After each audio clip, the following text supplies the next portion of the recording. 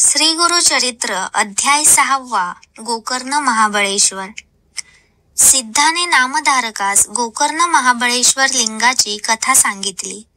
तो म्हणाला, रावणाची माता कैकसी ही शिवभक्त होती।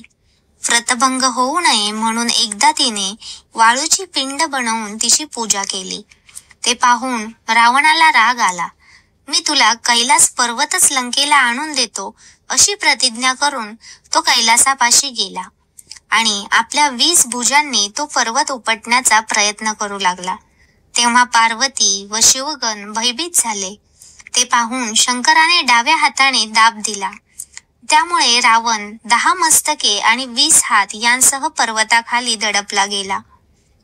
रावणाने करुणावचनांनी शिवस्तुती केली। तेव्हा कुठे शंकराने त्याची सुटका केली। मग रावणाने आपले मस्तक व आतडे जोडून एक तंतुवाद्य तयार केले। त्याच्या साथीने तो शिवभक्तीपर कवणे गाऊ लागला। शिवाने प्रसन्न होऊन रावणाला आत्मलिंगन दिले व म्हणाला, 3 वर्ष याची पूजा कर, तू माझ्यासारखा होशील। पण हे लिंग मार्गात कोठेही ठेवू नकोस। ते दिव्य लिंग घेऊन रावण लंकेकडे निघाला। ही गोष्ट इंद्र ब्रह्मादिकांनी विष्णूला सांगताच त्याने नारद आणि गणपती यांना त्वरेने बोलावून घेतले। त्यांना काय करायचे ते नीट समजावून सांगितले।